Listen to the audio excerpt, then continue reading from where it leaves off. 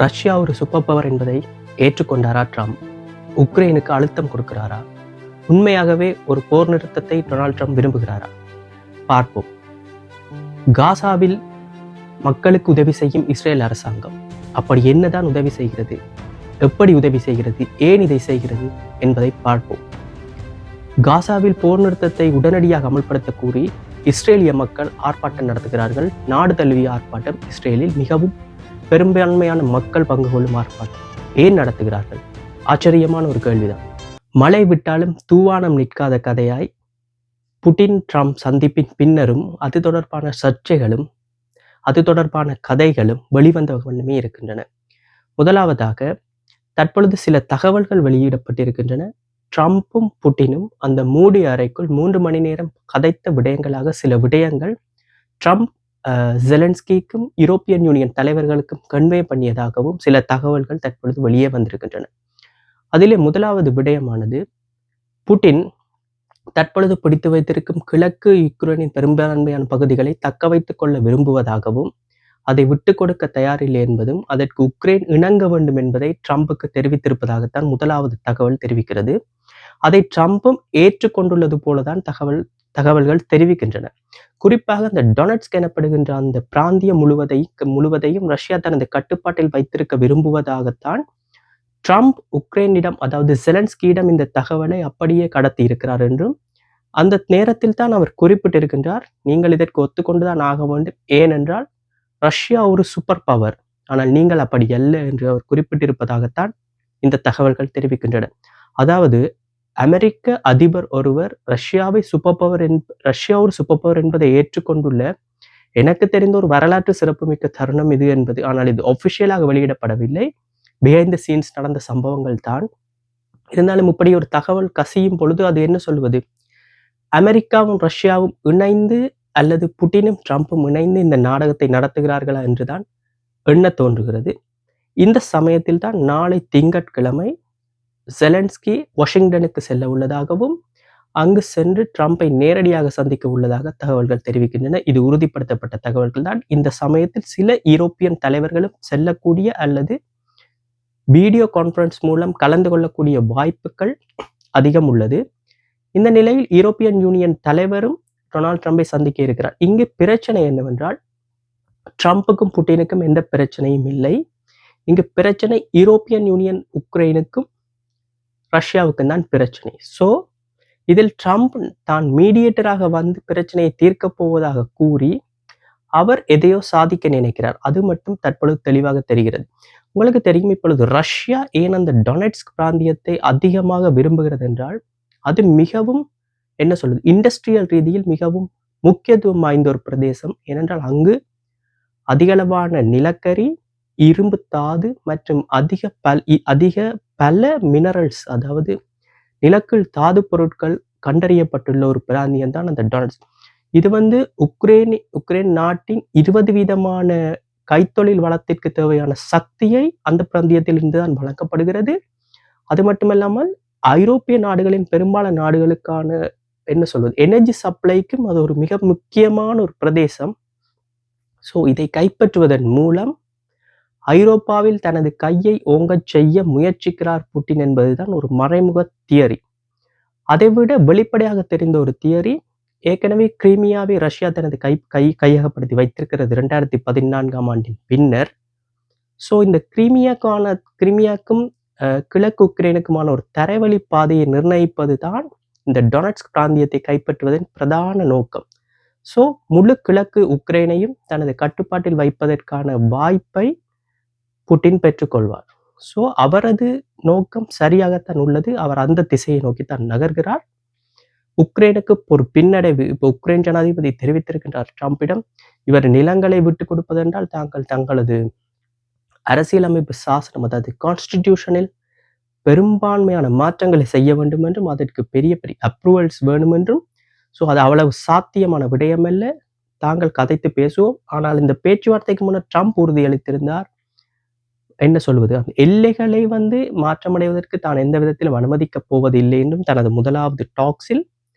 ஆனால் அதன் பின்னர் நடைபெறுவதை அந்த டீல்ஸை நீங்கள் தான் முடிவு செய்து கொள்ள வேண்டும் என்று தெரிவித்திருந்தார். அதன்படியே இந்த சந்திப்பு முதலாவது சந்திப்பு புட்டினுக்கு ஒரு வெற்றி, ட்ரம்புக்கு லாபமோ நட்டமோ இல்லை என்றால் அவர் இதில் நேரடியாக எந்த விதத்திலும் தொடர்புபட்டிருக்கவில்லை. ஆனால் ஐரோப்பிய யூனியனுக்கும் உக்ரைனுக்கும் இது ஒரு என்ன சொல்வது, ஒரு மிகப்பெரிய அடி என்று தான் சொல்ல வேண்டும். புட்டின் தான் நினைத்ததை சாதித்துக் கொண்டார் போலத்தான் தெரிகிறது. அமெரிக்கா என்ன சொல்வது, இதுவில் ஒரு ஒரு நாடகம் ஒன்றை ஆடுவது போலத்தான் தெரிகிறது. உங்களுக்கு தெரியும், அமெரிக்கா, மேற்கத்திய நாடுகள் சில என்ன சொல்வது, ஹிடன் அஜெண்டாவை வைத்துக்கொண்டு சில சம்பவங்களை நடத்தும். அதில் ஒரு சம்பவமாகத்தான் இதுவும் இருக்கக்கூடிய வாய்ப்புகள் அதிகம் இருக்கிறது. இப்பொழுது உக்ரைனுக்கு பேக்கப்பாக ஐரோப்பிய நாடுகள், பெரும்பாலான நாடுகள் இருக்கின்றன, including Canada and Australia. So இந்த நேரத்தில் செலன்ஸ்கி நாளை ட்ரம்பை சென்று சந்திக்கப் போகிறார். அந்த சந்திப்பில் சில முக்கியமான தகவல்கள் அல்லது முக்கியமான விடயங்கள் கலந்துரையாடப்படும். அடுத்த மீட்டிங் மாஸ்கோவில் என்று ட்ரம்ப் உறுதியளித்திருக்கிறார் புட்டினுக்கு. பார்ப்போம் அது நடக்குமா இல்லையா என்று வித் செலன்ஸ்கி அண்ட் நேட்டோ நாடுகளின் தலைவர்களுடன். இந்த நிலையில் தான் இந்த விடயத்தில் சில கான்ஸ்பிரசி தியரிஸ், இந்த மாதிரியான ட்ரம்புக்கு வேறு ஹிடன் அஜெண்டாஸ் இருக்கக்கூடும் இந்த விடயத்தில் என்று சொல்லி சில கான்ஸ்பிரசி தியரிஸ் அனைவராலும் பேசப்படுகின்றன. ஆனால் அதை உறுதிப்படுத்த முடியாதவை, ஆனால் வாய்ப்புகள் அதிகம் உள்ள விடயங்கள் தான். ஸோ பொறுத்திருந்து பார்ப்போம். ஏற்கனவே அமெரிக்கா உக்ரைனுடன் ஒரு மினரல் ஒப்பந்தத்தில் கைச்சாத்திடப்பட்டது. அதை பற்றிய பெரிய விடயங்கள், தகவல்கள் வெளியிடப்படவில்லை. இந்த ஹிடன் அஜெண்டாவில் ரஷ்யாவுடன் ஏதும் ஹிடன் அக்ரிமெண்ட்ஸோ ஹிடன் டாக்ஸ் ஏதும் இருக்கக்கூடுமோ என்ற ஒரு சந்தேகமும் மக்களால் அல்ல, பொதுவாக அனைவராலும் எழுப்பப்படுகிறது. பார்ப்போம் என்ன சொல்வது. இன்னும் சில காலங்களில் அந்த தகவல்கள் வெளியே வருவதற்கான வாய்ப்புகள் அதிகம் உள்ளது. இந்த சந்திப்பானது குறிப்பாக புட்டினுக்கு ஒரு வெற்றி என்றுதான் கூற வேண்டும்.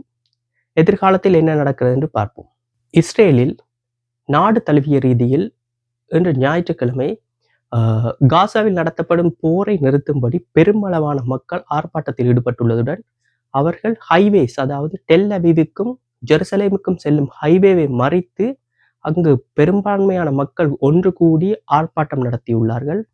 ஸோ உங்களுக்கு தோன்றலாம், இஸ்ரேல் மக்களுக்கு திடீரென்று எங்கிருந்து இந்த ஞானம் வந்தது என்று போரை நிறுத்த சொல்லும்படி. ஆனால் அவர்களது முக்கியமான குறிக்கோள் அங்கு சிக்கியிருக்கும் அவர்களது பணைய கைதிகளாக ஹமாஸ் பிடித்து சென்ற 20 தற்பொழுது உயிருடன் இருக்கக்கூடிய வாய்ப்பு இருக்கக்கூடிய 20 பேரையும் மீட்கும்படித்தான் அவர்கள் பிரதானமாக தெரிவிக்கின்றார்கள். உங்களுக்கு தெரியும், தற்பொழுது இஸ்ரேல் காசா சிட்டியை நோக்கி தாக்குதல்களை நடத்த தொடங்கி முழு காசாவையும் கைப்பற்றும் எண்ணத்தில் இப்பொழுது இறங்கியுள்ளது. ஸோ இப்படியான ஒரு சம்பவம் நடைபெற்றால் ஹமாஸ் தற்பொழுது பணைய கைதிகளாக வைத்திருக்கக்கூடிய அந்த 20 பேரின் உயிருக்கு நிச்சயமாக அச்சுறுத்தல் இருக்கும். ஸோ அவர்களை எப்படியாவது காப்பாற்றிவிட வேண்டும் என்றுதான் இந்த இஸ்ரேல் அவர்களுடைய உறவினர்களும் இஸ்ரேல் பொதுமக்களும் ஆர்ப்பாட்டத்தில் ஈடுபடுகிறார்கள். எனக்கு தெரிந்த அளவுக்கு அவர்களுக்கு காசாவில் நடைபெறும் மக்கள் இறக்கிறார்கள், அங்கு மக்கள் பசியால் பட்டினியால் இறக்கிறார்கள், அந்த காரணத்துக்காக போரை நிறுத்த சொன்னது போல் தெரியவில்லை. அவர்களது பிரதான நோக்கம் இந்த தங்களிடமிருந்து பணைய கைதிகளாக எடுத்துச் செல்லப்பட்ட மக்கள் 20 பேரையாவது காப்பாற்ற வேண்டும் என்ற ஒரு பிரதான நோக்கத்தில் தான் இந்த ஆர்ப்பாட்டத்தை நடத்தியிருக்கிறார்கள். எது என்னவாக இருந்தாலும் அவர்கள் ஒரு ஆர்ப்பாட்டத்தை நடத்துகிறார்கள் போரை நிறுத்த சொல்லி. அந்த அரசாங்கத்துக்கு ஒரு அழுத்தம், பிரஷரை கொடுக்க முயற்சிக்கிறார்கள். இதற்கு நெட்டன்யாகு அரசாங்கம் செவி சாய்க்குமா என்றால் அது ஒரு $1 மில்லியன் கொஸ்டின் தான். இதுவரை காலம் நடந்த சம்பவங்களுக்கே உலக நாடுகள் கொடுத்த அழுத்தத்துக்கே அவர் காது கொடுத்து கேட்பார் போல் இல்லை. ஸோ இதை கேட்கப் போகிறாரா என்றால் அங்கிருக்கும் சில அரசியல் ஆய்வாளர்கள் குறிப்பிடுகிறார்கள், இஸ்ரேலில் நடத்தப்படும் இந்த ஆர்ப்பாட்டமானது என்ன சொல்வது, ஒரு கன்சிஸ்டன்ட் இல்லை. அதாவது இன்று நடக்கும், பின்னர் அடுத்த வாரம் நடக்கும், அப்படித்தான் அந்த ஆர்ப்பாட்டங்கள் நடந்து கொண்டிருக்கின்றன. ஸோ இது அவருக்கு ஒரு பெரிய, நெட்டன்யாவுக்கு ஒரு பெரிய ப்ரெஷர் கொடுப்பது போல் இல்லை. அவர் இதை என்ன சொல்வது, 10ஓடு ஒரு 11வது விஷயமாகத்தான் கடந்து செல்கிறார். ஆனால் இன்னும் நடைபெறுகிற ஆர்ப்பாட்டம் சற்று பெரியதளவில் பேசப்படுகிறதுடன் சர்வதேச ஊடகங்களிலும் பெரும்பான்மையான ஊடகங்களில் இது வெளியிடப்பட்டிருக்கிறது இந்த விடயம். ஸோ இது வாய்ப்பு இருக்கிறது, இந்த விஷயம் ஒரு என்ன சொல்வது, அவருக்கு ஒரு இன்டர்னல் பொலிட்டிக்கல் ப்ரெஷரை கொடுப்பதற்கான வாய்ப்புகள் இருக்கிறது. ஆனால் அவருக்கு சப்போர்ட்டாக இப்பொழுது பிக் பிரதர் அமெரிக்கா இருப்பதால் அவர் எதையும் காது கொடுத்து கேட்பது போல் இல்லை. பிக் பிரதர் என்று சொல்வதை விட ட்ரம்ப் கூட இருக்கிறார். ட்ரம்பின் ரைட் ஹேண்டில் தான் இப்பொழுது நெட்டன்யாகு இருக்கிறார். ஸோ அவர் தான் விரும்பியதை செய்யக்கூடிய நிலையில் தான் இருக்கிறார். அவருக்கு இந்த இன்டர்னல் ப்ரெஷர்ஸ் எதுவும் கொடுக்க மாட்டேன். ஆனால் இந்த சம்பவத்தில் அந்த 20 பணைய கைதிகளுக்கும் ஏதாவது நடந்தால் அங்கு ஒரு பெரிய வாய்ப்பு இருக்கிறது. உங்களுக்கு தெரியும், கிட்டத்தட்ட 251 பணைய கைதிகளை அந்த அக்டோபர் 7, 2023 தாக்குதலின் போது ஹமாஸ் பிடித்து சென்றது இஸ்ரேலிய பணைய கைதிகளை. அவற்றில் சில பேரை வந்து அந்த சீஸ்ஃபயர் டாக்ஸின் போது ஹமாஸ் விடுவித்திருந்ததுடன் தற்பொழுது 50 பேர் மிச்சம் இருக்கிறார்கள். அந்த 50 பேரில் 20 பேர் தான் உயிருடன் இருப்பதற்கான வாய்ப்புகள் அதிகம் உள்ளது என்ற தகவல்கள் தெரிவிக்கின்றன. ஸோ பார்ப்போம் இது என்ன நடக்கப் போகிறது என்று சொல்லி. இது நட்டனியாவுக்கு எதுவும் ப்ரெஷரை கொடுக்குமா இல்லையா? மக்கள் இந்த போராட்டத்தை முன்னெடுத்து செல்வார்களா? எந்த நோக்கமாகவும் இருக்கலாம். போர் நிறுத்தத்துக்காக போராடுகிறார்கள் என்ற போது அவர்களை பாராட்டத்தான் வேண்டும். இது நடக்குமா இல்லையா? இருந்தபோதும் அவர்கள் பறந்துபட்டு சிந்திக்க வேண்டிய ஒரு நிலை ஏற்பட வேண்டும். ஏனென்றால் அங்கு மக்கள் இறப்பதையும் பற்றியும் சற்று அவர்கள் கவலைப்பட வேண்டும் என்பதுதான் என்னுடையதும் பொதுவான மக்களுடைய கருத்து.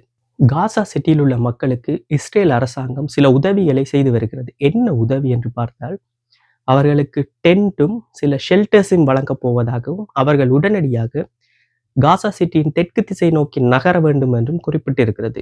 என்ன காரணம்? என்ன வினோதமான ஒரு எச்சரிக்கை என்று பார்த்தால், இஸ்ரேல் தற்பொழுது காசாவை வந்து முழுமையாக கைப்பற்றும் நோக்கில் இப்பொழுது காசா சிட்டியின் வடக்கு பிராந்தியத்தில் தாக்குதல்களை நடத்தி அங்கு கைப்பற்றுதலை தொடங்கி இருக்கிறது. ஸோ மக்களது உயிரிழப்புகளை குறைக்க வேண்டுமென்றால் மக்கள் இதை பயன்படுத்தி அந்த ஷெல்டர்ஸ் டென்ட்டை பயன்படுத்தி அவர்கள் என்ன சொல்வது ரீலோகேட் ஆக வேண்டும், அதாவது நகர வேண்டும் என்று கூறியிருக்கிறது. இதன் மூலம் பெரும்பான்மையான நிலப்பரப்பை தாங்கள் கைப்பற்றுவதற்கு இலகுவாக இருக்கும் என்றும் உயிர் சேதங்கள் குறைக்கப்படும் என்றும் தெரிவிக்கப்படுகின்றது. இது என்ன விதமான உதவி என்று பாருங்கள். சொந்த இடத்தில் இருக்கும் மக்களை அங்கிருந்து வெளியேற சொல்லி ஒரு என்ன சொல்வது மறைமுக ஒரு அழுத்தம் தான் கொடுக்கப்படுகிறது.